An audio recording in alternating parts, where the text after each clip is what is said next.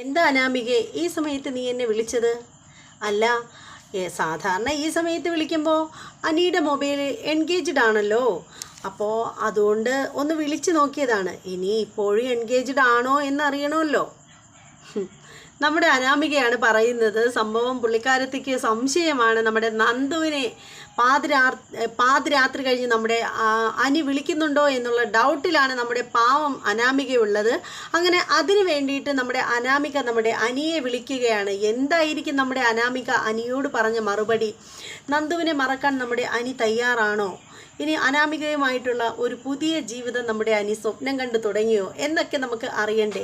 അപ്പോൾ അതൊക്കെ അറിയണം എന്നുണ്ടെങ്കിൽ ആദ്യമേ തന്നെ നിങ്ങൾ നമ്മുടെ ചാനൽ ഒന്ന് സബ്സ്ക്രൈബ് ചെയ്തോളൂ. അതോടൊപ്പം തന്നെ ബെല്ലൈക്കൻ കൂടി പ്രസ് ചെയ്തേക്കൂ. അതുമാത്രമല്ല, നിങ്ങൾ ലൈക്ക് ചെയ്യാത്തവർ ഒന്ന് ലൈക്ക് ചെയ്തോളൂ. അവസാനം ചെയ്യാമെന്ന് പറഞ്ഞിരുന്നാൽ നിങ്ങൾ ആരും ചെയ്യില്ല, അതെനിക്ക് ഉറപ്പാണ്. അപ്പോൾ അതുകൊണ്ട് എന്നെ ദയവായിട്ട് ഇപ്പം തന്നെ ലൈക്ക് ചെയ്തോളൂ. അപ്പം നമുക്ക് നേരെ നമ്മുടെ എപ്പിസോഡിൻ്റെ റിവ്യൂയിലേക്ക് പോവാം. ആരും സ്കിപ്പ് ചെയ്ത് വീഡിയോ കാണല്ലേ ദയവ് ചെയ്ത്. അപ്പോൾ ഓക്കെ, അങ്ങനെ നമ്മുടെ ദേവയാനി ഇങ്ങനെ മൊബൈലും കൊണ്ട് ഇങ്ങനെ ഇരിക്കുകയാണ്. പുള്ളിക്കാരത്തി ഉറങ്ങുന്നില്ല. കാര്യം എന്താണെന്ന് വെച്ചാൽ നമ്മുടെ ആദർശം നയനയും കൂടി ചുറ്റാനായിട്ട് രാത്രി 9 മണിക്ക് ശേഷം പുറത്തേക്ക് പോയിരിക്കുകയാണ്. അത് കാരണം നമ്മുടെ ദേവയാനിക്ക് ഉറക്കമില്ല. അങ്ങനെ ഇരിക്കുകയാണ്. അങ്ങനെ മൊബൈലും കൊണ്ട് ഇങ്ങനെ ഇരിക്കുമ്പോഴത്തേക്ക് നമ്മുടെ ജലജ വരികയാണ്. ജലജയുടെ സ്ഥിരം പരിപാടിയും കൊണ്ടാണ് നമ്മുടെ ജലജ വരുന്നത്, പാരവെപ്പ്. അങ്ങനെ വന്നിട്ട് നമ്മുടെ ജലജ പറയണ, ഏട്ടത്തി ഉറങ്ങുന്നില്ലേ? ഇത്രയും സമയമായല്ലോ, ഏട്ടത്തിക്ക് എന്താ ഉറക്കം വരുന്നില്ലേ? നീ എന്തിനാ ഇപ്പം എൻ്റെ കാര്യം അന്വേഷിക്കുന്നത്? നിനക്കെന്താ വേറെ പണിയില്ലേ? നീ എന്നിട്ട് പാട് നോക്കിപ്പോ ജലജെ എന്നും പറഞ്ഞ് ഇങ്ങനെ ഇരിക്കുകയാണ് നമ്മുടെ ദേവയാനി. അപ്പോൾ ജലജ പറയണേ, എൻ്റെ ഏട്ടത്തി എന്നെ എന്ത് പറഞ്ഞാലും ശരി തന്നെ. ഇനിയിപ്പോൾ ഏട്ടത്തിയുടെ മോനും മരുമകളും ചുറ്റിയടിച്ച് സിനിമയൊക്കെ കണ്ടിട്ട് തട്ടുകടയിൽ നിന്നൊക്കെ കയറി എന്തെങ്കിലുമൊക്കെ കഴിച്ചിട്ടേ വരുമ്പോൾ പാതിരാത്രിയാവും. അതുകൊണ്ട് ഏട്ടത്തി വെറുതെ ഏട്ടത്തിയുടെ ഉറക്കം കളയാതെ ഏട്ടത്തി പോയി കിടന്നൊന്ന് ഉറങ്ങാൻ നോക്ക് എന്ന് പറയണം. അപ്പോൾ ഉടനെ നമ്മുടെ ദേവയാനി പറയണേ, ഇല്ല, അവരത്രയും താമസിക്കുന്നത് വരെയൊന്നും പുറത്തൊന്നും നിൽക്കില്ല. ആദർശിന് എൻ്റെ സ്വഭാവം നന്നായിട്ടറിയാം, അതുകൊണ്ട് അവർ പെട്ടെന്ന് തന്നെ തിരികെ വരും എന്ന് പറയുകയാണ്. അപ്പോൾ അങ്ങനെ പറയുമ്പോഴത്തേക്ക് നമ്മുടെ ജലജ പറയണേ, എൻ്റെ ഏട്ടത്തി ഒരു കാര്യം ശ്രദ്ധിച്ചിട്ടുണ്ടോ എന്ന് എനിക്കറിയില്ല. നയന ഇത്തവണ വന്നതിന് ശേഷം നയനയ്ക്ക് അഹങ്കാരം ഇത്തിരി കൂടിയിട്ടുണ്ട്. കാരണം ആദർശ് അവിടെ പോയല്ലേ കൊണ്ടുവന്നത് അവളെ. അപ്പോൾ അതിൻ്റെ ഒരു തലക്കനം നല്ല രീതിയിൽ അവൾക്കുണ്ട്. ശരിക്കും പറഞ്ഞാലുണ്ടല്ലോ, അവൾ നമ്മുടെ വീട്ടിൻ്റെ അധികപ്പറ്റാണ്. അവൾ മാത്രമല്ല, അവളുടെ ചേച്ചിയും. അപ്പോൾ നമ്മുടെ ദേവയാനി പറയണം, എൻ്റെ ജലജെ, നീ എന്തിനാ ഇങ്ങനെയൊക്കെ പറയുന്നത്? എനിക്ക് അവളെ ഒട്ടും ഇഷ്ടമല്ലെന്നുള്ള കാര്യം സത്യം തന്നെയാണ്. ഞാൻ അവളെ ഒരു മരുമകളായിട്ട് ഇതുവരെ അംഗീകരിച്ചിട്ടില്ല. ഒരിക്കലും എനിക്കതിന് പറ്റത്തുമില്ല. പക്ഷേ എന്നാലും ഇപ്പം ഞാൻ മിണ്ടാതിരിക്കുന്നത് എന്താണെന്നറിയാമോ? അവൾ ഈ വീട്ടിലുണ്ടെങ്കിൽ നമ്മുടെ ജോലിഭാരം കുറയും, നമുക്ക് ഒരു ജോലി ഉണ്ടാവില്ല. അവളിവിടെ ഇല്ലാതിരുന്ന സമയത്തൊക്കെ നീയും കുറേ കഷ്ടപ്പെട്ടതല്ലേ ജോലി ചെയ്ത്. ഞാനിവിടെ അവൾക്ക് കൊടുത്തിരിക്കുന്ന സ്ഥാനമേ ഒരു വേലക്കാരിയുടേത് മാത്രമാണ്. അപ്പോൾ ഉടനെ തന്നെ ജലജ പറയണ, അതിനെന്താ ഏട്ടത്തി, മീനാക്ഷി ഉണ്ടല്ലോ, മീനാക്ഷി വീട്ടുകാര്യങ്ങളൊക്കെ നന്നായിട്ട് നോക്കുമല്ലോ. അതേക്കുറിച്ചൊന്നും നീ കൂടുതൽ പറയണ്ട.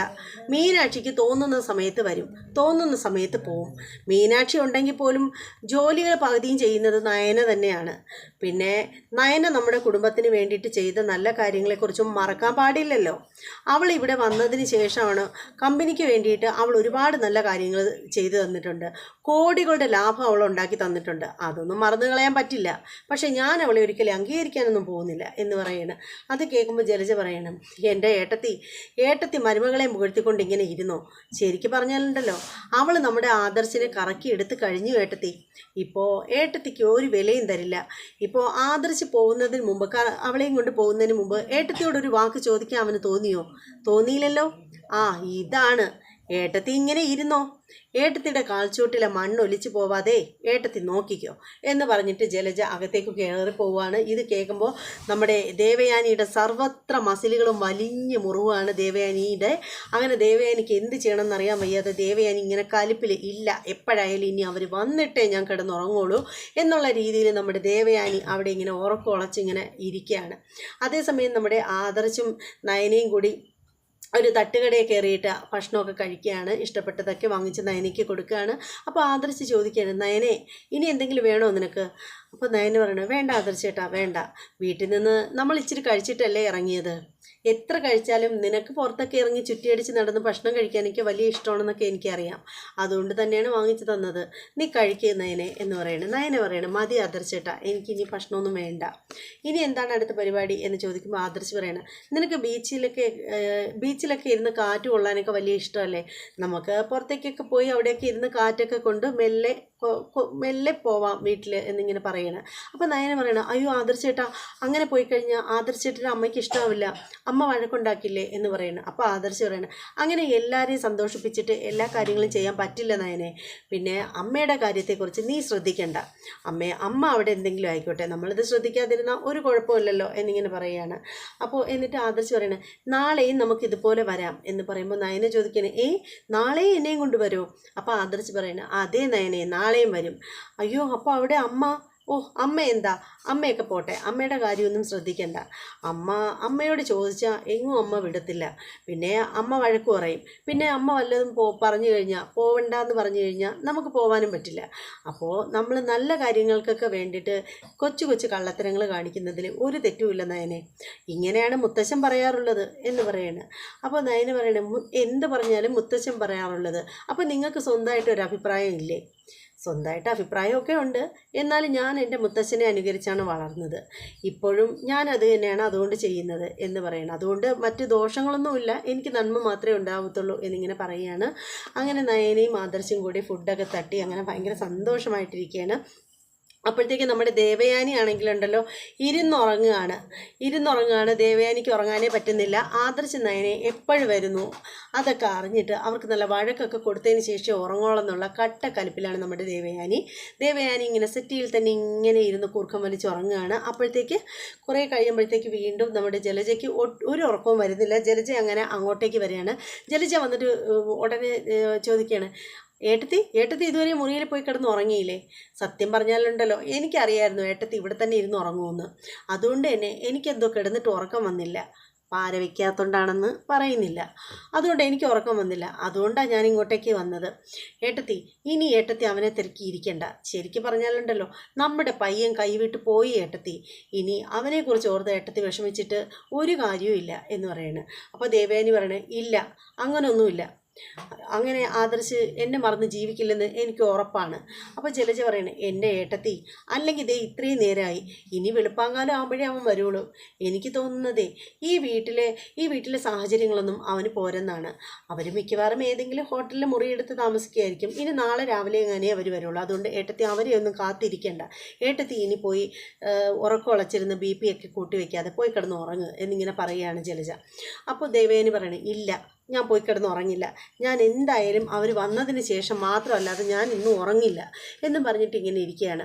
അപ്പോൾ ഉടനെ ദേവയാനിയോട് ജലിച്ച് പറയണേ എൻ്റെ ഇനി ഏട്ടത്തി എത്ര വാശി പിടിച്ചിട്ടും ഒരു കാര്യമില്ല, ഇപ്പോഴത്തെ സ്ഥിതിക്ക് നമ്മളൊക്കെ ഉണ്ടല്ലോ പല്ല് കൊഴിഞ്ഞ സിംഹങ്ങളാണ്, അതുകൊണ്ടേ നമുക്കൊന്നും ഇവിടെ വലിയ കാര്യമൊന്നുമില്ല, ഇപ്പോൾ ഇവിടെ വന്ന പെണ്ണുങ്ങളുണ്ടല്ലോ അധികാരം സ്ഥാപിച്ച് കഴിഞ്ഞ ഏട്ടത്തി, അതുകൊണ്ട് പിന്നെ നമുക്ക് കുറേയൊക്കെ സഹിച്ചും കണ്ടും കേട്ടില്ല എന്നൊക്കെ നടിച്ച് നടക്കാനേ പറ്റൂ എന്ന് പറയാണ്. അല്ലെങ്കിൽ തന്നെ ഈ വീട്ടിലെ ഒരു ചിട്ട വെച്ച് നോക്കുകയാണെങ്കിൽ രാത്രി 10 മണിക്ക് ശേഷം പുറത്ത് പൊയ്ക്കൂടാന്നുള്ളതല്ലേ. ഇപ്പോൾ അച്ഛന് ആദർശ നയനയും എങ്ങനെ ചെയ്താലും ഒരു കുഴപ്പമില്ല, എൻ്റെ അഭി അങ്ങനെ ഒത്തിരി താമസിച്ച് വന്നു കഴിഞ്ഞാൽ ഇവിടെ എല്ലാവർക്കും പ്രശ്നമാണ്, പക്ഷേ അതേ സമയത്ത് അവർ രണ്ടുപേരും എത്ര പാതിരാത്രി ചുറ്റിയടിച്ച് നടന്നിട്ട് വന്നാലും ഒരു കുഴപ്പമില്ല, കണ്ടില്ലേ, അതുകൊണ്ട് ഇത്രയും സമയമായിട്ട് അവരാരും വന്നില്ലല്ലോ, ഈ വീട്ടിൽ അതിന് ആർക്കും ഒരു കുഴപ്പമില്ല, അതുകൊണ്ട് എന്നെ ഏട്ടത്തിയായിട്ട് ഇനി ഒന്നിനും പോവണ്ട എന്നിങ്ങനെ പറയുകയാണ്. എന്നിട്ട് അപ്പോഴത്തേക്ക് ഉടനെ ദേവയാനി പറയണേ ഇല്ല ഈ കുടുംബത്തിലുള്ള ഓരോ നിയമങ്ങളും പൊളിച്ചടക്കാൻ ഞാൻ ആരെയും അനുവദിക്കില്ല എന്ന് പറയാണ് നമ്മുടെ ദേവയാനി പറയാണ്. അതിനായിട്ട് ഞാൻ ആരെയും സമ്മതിക്കില്ല, അതിന് എൻ്റെ മകനായാലും ശരി ആരായാലും ശരി എന്നിങ്ങനെ പറയുകയാണ്. അപ്പോഴത്തേക്ക് ജലജ പറയണേ എൻ്റെ ഏട്ടത്തി പൊളിച്ചെഴുതി കഴിഞ്ഞു ഏട്ടത്തി, ഇനി ഏട്ടത്തി അതിനെപ്പറ്റി ഇനി ചിന്തിക്കണ്ട എന്നിങ്ങനെ പറഞ്ഞ് പാരയൊക്കെ വെച്ചിട്ട് ജലജ കയറി പോവുകയാണ്. അപ്പോൾ അതേ സമയത്ത് നമ്മുടെ അനാമികയാണ്, രാത്രിയിലാണ് നമ്മുടെ അനാമിക മൊബൈലും എടുത്തുകൊണ്ട് ഇറങ്ങുകയാണ്. അനാമിക മനസ്സിൽ വിചാരിക്കുകയാണ് അനിയെ ഒന്ന് വിളിച്ച് കളയാം. സാധാരണ ഈ പാതിരാത്രിയൊക്കെ കഴിഞ്ഞ സമയത്ത് അനിയുടെ ഫോൺ എൻഗേജ്ഡ് ആയിരിക്കും, നന്ദുവുമായിട്ട് സൊല്ലിക്കൊണ്ടിരിക്കും.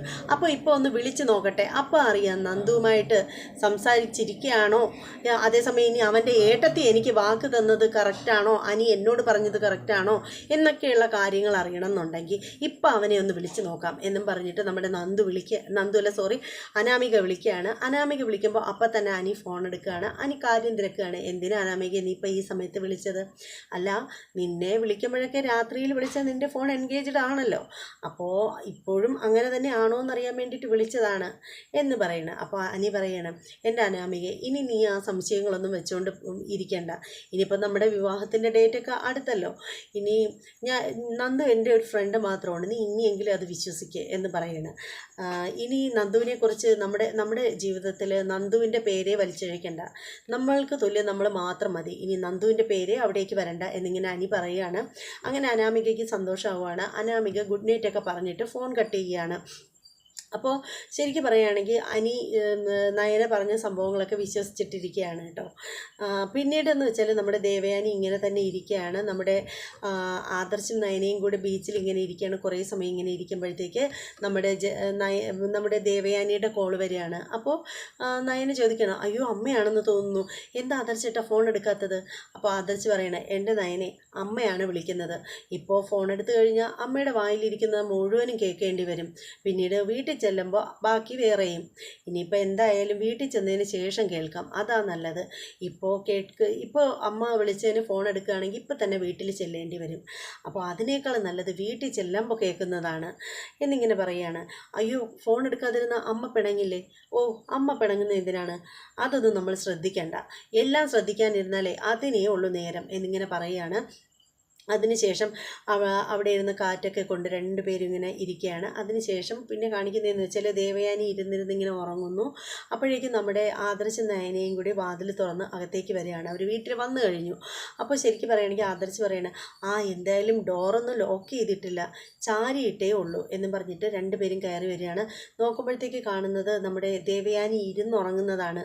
അപ്പോൾ നയന പറയണേ, നോക്ക് ആദർശിട്ട് അമ്മ ദേ ഇരുന്നുറങ്ങുന്നു എന്ന് പറയണം. അങ്ങനെ ആദർശ് ലൈറ്റ് ഇടുവാണ്. ലൈറ്റ് ഇടുമ്പോൾ ദേവയാനി കണ്ണ് തുറക്കുകയാണ്. ദേവയാനി ചോദിക്കണേ, എടാ ഇത്രയും നേരമായിട്ട് നീ എവിടെയാടാ ചുറ്റിയടിച്ച് നടന്നത്, നിനക്കെന്താ മര്യാദയില്ലേ എന്ന് ചോദിക്കുകയാണ്. അപ്പോൾ ആദർശ് പറയണം, അയ്യോ അത് അമ്മേ, ഞങ്ങൾ പുറത്തേക്കൊക്കെ പോയിട്ട് വരാൻ നേരത്ത് താമസിച്ചു. എന്ത് താമസിച്ചു എന്ന്? ഈ വീട്ടിൽ 10 മണിക്ക് ശേഷം പുറത്തിറങ്ങിക്കൂടാന്ന് നിനക്കറിഞ്ഞുകൂടെ? നിനക്കെന്താ കറങ്ങി നടക്കണമെന്നുണ്ടെങ്കിൽ പകലിറങ്ങി നടന്നുകൂടെ എന്ന് ചോദിക്കുകയാണ്. രാത്രിയിൽ മഴയൊക്കെ അല്ലേടാ? ഇല്ലമ്മേ, ഇന്ന് മഴയൊന്നും ഉണ്ടായിരുന്നില്ല. എടാ നിനക്കിപ്പോൾ എന്ത് തോന്നിയാസം ആവാന്നായല്ലോ, നിനക്കൊക്കെ പകൽ പൊയ്ക്കൂടായിരുന്നോ എന്ന് ചോദിക്കുകയാണ്. അപ്പോൾ ആദർശ് പറയണം, പകലമ്മേ ജോലിയില്ലേ അമ്മേ, ജ്വല്ലറിയിലൊക്കെ പോവണ്ടേ? നീയൊക്കെ പകൽ പോയാലും ഇനിയിപ്പോൾ ഞാൻ തടയാനൊന്നും വരില്ല, കാരണമേ ഞാൻ പോകണ്ടെന്ന് പറഞ്ഞാലും നീ ഇവളെയും കൊണ്ട് പുറത്ത് പോകുന്നുള്ള കാര്യം എനിക്ക് ഉറപ്പായി, അതുകൊണ്ട് പിന്നീട് ഞാൻ പറഞ്ഞ് സ്വയം നാണം കെടാനായിട്ട് നിൽക്കുന്നില്ല എന്നിങ്ങനെ ദേവയാനി പറയുകയാണ്. അപ്പോൾ എന്നിട്ട് ചോദിക്കുകയാണ്, എന്താണ് ഇത്രയും താമസിച്ചത്? അപ്പോൾ ആദർശ് പറയണം, അത് അമ്മേ ഞാനും ഇവളും കൂടി ഒരു സിനിമയ്ക്ക് പോയിരുന്നു, സിനിമയൊക്കെ കഴിഞ്ഞിട്ട് ഇറങ്ങിയപ്പോൾ താമസിച്ചു, പിന്നെ ഞങ്ങൾ തട്ടുകടയിൽ കയറി ഭക്ഷണമൊക്കെ കഴിച്ചിട്ടാണ് വന്നത് എന്നിങ്ങനെ പറയുകയാണ്. അപ്പോൾ ദേവയാനി പറയണേ, ഛേ നിനക്ക് നാണാവുന്നില്ലടാ തട്ടുകടയിൽ കയറി ഭക്ഷണം കഴിച്ചു എന്ന് പറയാൻ? നീ മൂർത്തി ജ്വല്ലറിയിലെ മൂർത്തി മുത്തച്ഛൻ്റെ മൂർത്തി സാറിൻ്റെ കൊച്ചുമകനാണ്, അങ്ങനെയുള്ള നിനക്ക് തട്ടുകടയിൽ നിന്ന് ഭക്ഷണം കഴിച്ചു എന്ന് പറയാൻ നാണാവുന്നില്ലടാ എന്നൊക്കെ ചോദിക്കുകയാണ് ദേവയാനി. അങ്ങനെ ഒന്നും മിണ്ടുന്നില്ല ആദർശ്. അങ്ങനെ നമ്മുടെ ആദർശും നയനയും കൂടി അകത്തേക്ക് പോവുകയാണ്. പിന്നീട് കാണിക്കുന്നതെന്ന് വെച്ചാൽ നമ്മുടെ നയന കിടന്ന് ഉറങ്ങുകയാണ്, നമ്മുടെ ആദർശ് തൊട്ടടുത്ത് കിടന്ന് ഉറങ്ങുന്നില്ല. ആദർശ് കണ്ണും വെള്ളക്കി ആക്കി വെച്ചുകൊണ്ട് കിടക്കുകയാണ്. ആദർശ് ഉറങ്ങിയിട്ടില്ല.